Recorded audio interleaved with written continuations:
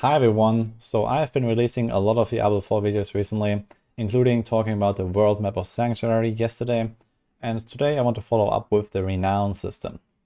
So what is the Renown system?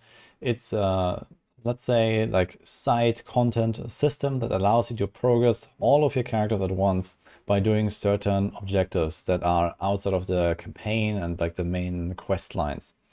So you can do, for example, side quests and dungeons and exploration and like, various other small things. And then you'll get more and more of these renown points. And if you reach a certain threshold, there are 5 different stages, you unlock extra power-ups for all of your characters in that season. So you do this once in a season or once when the game comes out. And then you get like, for example, extra skill points up to 3. You get an extra potion slot. And then you also get a bunch of extra Paragon points that's going to help you later when you're higher level. And you can do all of this in all of the 5 different regions. And each of those are going to have this renown system for this individual region. So you can do all of this up to 5 times. This means you have a really strong incentive to actually complete all of these renown objectives. But it's not like some super insane grind. It's something that you can, as I said, choose what you want to do.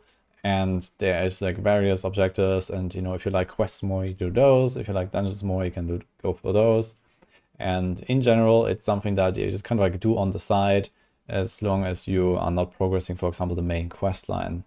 We already have an overview post about the Renown system here on Maxroll, so I'm gonna go over this to explain this a little bit better. So we have these different Renown rewards here, and you have these like 5 stages. So you have always a account track, and then there's like a character specific track, and basically you can repeat the renown on various characters, but you cannot get those extra skill points and these kind of things. These are one-time unlocks that apply to all of your characters. And then you have the character track that gives you like a bunch of extra gold, a bunch of extra XP. So it's kind of like a nice little bonus if you do it again on a second character, but it's not really like required. But essentially it starts out with just very few points required. So for example, the first stage needs only 80 points total, and then the last stage needs 800 points total. So you see that it gets more and more expensive, so to say, and you get various points for various objectives. So we have, for example, just discovering an area is 2 points, getting a waypoint is 10 points, activating Altar of Level is 5, and then a stronghold is 50 points, side quests are 15, and dungeons are 20. Now, the good part here is that, for example, some side quests are super fast. Like some of them are literally like 5 seconds or 20 seconds or something like that. So if you know which quests are really fast, you can just seek those out, and you can bet we're gonna have a guide for speed running, renown objectives for you at some point after launch for all of the different regions to say exactly which quests you want to do. Just to like max it out as fast as possible. But if you know the optimal route, you can do this really quickly, especially because of the side quests and also because of those altars of Lilith. I haven't made a video talking about those altars yet, but essentially there are some hidden objects and you can find them, and this is also like a one-time unlock for your entire account, so to say, or at least for that season. And you get like a permanent like stat boost for all of your characters. So this works a little bit like the Renown, but it's its own separate thing as well. So you want to make sure that you get all of those altars. And for example, in this Fractured Peaks region that we played, there were 28 of those. So this is something that you would generally be expected to complete anyway. So 28 of those is almost 150 points already on its own, which is like 1/5 of the total of Renown already, just from the altars. And then there are some other various objectives that you are kind of expected to do with your characters, I would say. So this is first and foremost the waypoints. So you definitely want to have all the waypoints so they can move around the map eventually to go to dungeons more quickly and stuff like that. So this would be another 70.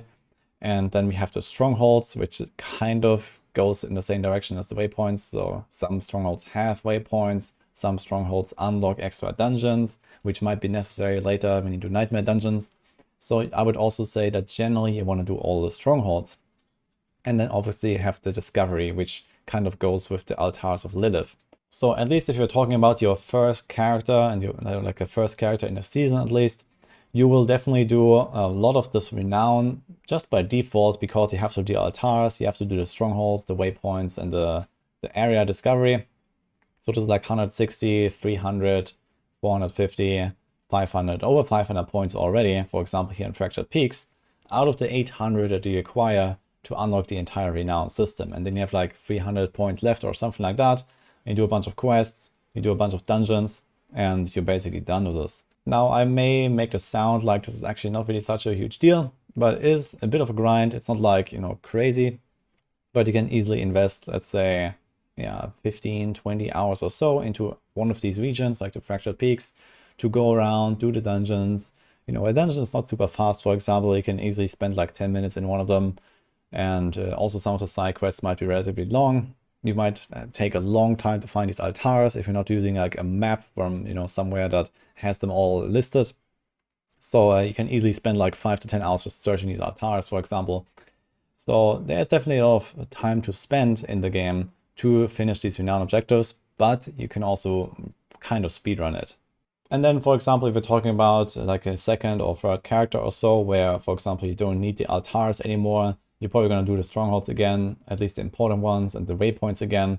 And then you can kind of do like whatever you want here just for like extra renown to get like the extra XP and bonus gold rewards, so that you can also speed up the progression a little bit.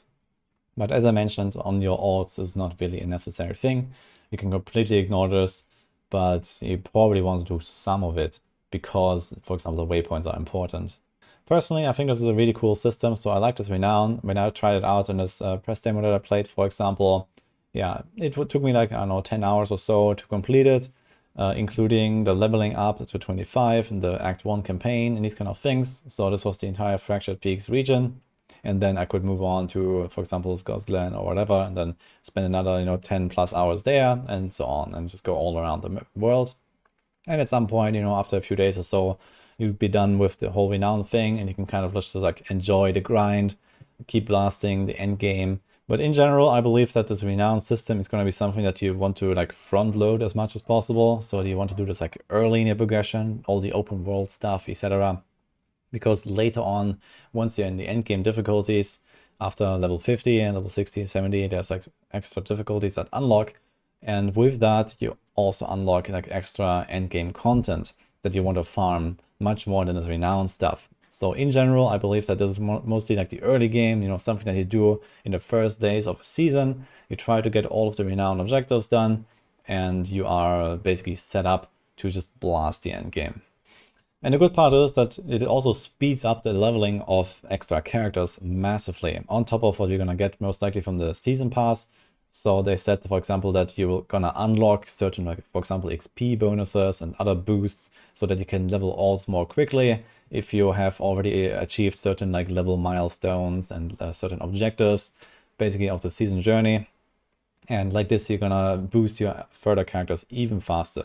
You have the extra skill points, you're going to have this extra XP, you're going to have, you know, like a better understanding of, you know, what to do, where to go. And all of this will probably lead to like alt characters just leveling to max level much more quickly than your main. Now, we don't know exactly how long it will take to actually reach max level, or like what's the expected duration, for example, to get there with your main character and then with your alts. So I guess this is also still something that they are trying to figure out, because you don't have that much info about these seasonal boosts and these kind of things. But yeah, in general, we know that they want you to rather make new characters for new builds instead of like respeccing your main build to something else all the time. You can do that, but it's also something you can't do all the time. It's relatively expensive in the end game most likely, and you will not really be switching around your build that much. But with all of these extra boosts, I can definitely see this work out pretty well with, you know, alt characters getting to max level really quickly and just, you know, doing whatever you want to do with them. And you don't really have to worry that much about, you know, maybe leveling the same class again. And so I think it's going to work out pretty well. Let's see how exactly it will be in the final release. But overall, I like the system. I think it's pretty cool that you can choose to do certain content. And I also definitely see them expanding on this. So maybe there's going to be like, you know, other types of side content down the line. You know, there might be like some kind of like mini dungeons or some other events you can do and these kind of things, like one-time objectives that you can clear and then get extra renown. And there might be even more stuff to choose from down the line. So I'm quite excited what we're going to get in seasonal updates. Hope you enjoyed this overview, and I'll see you guys next time.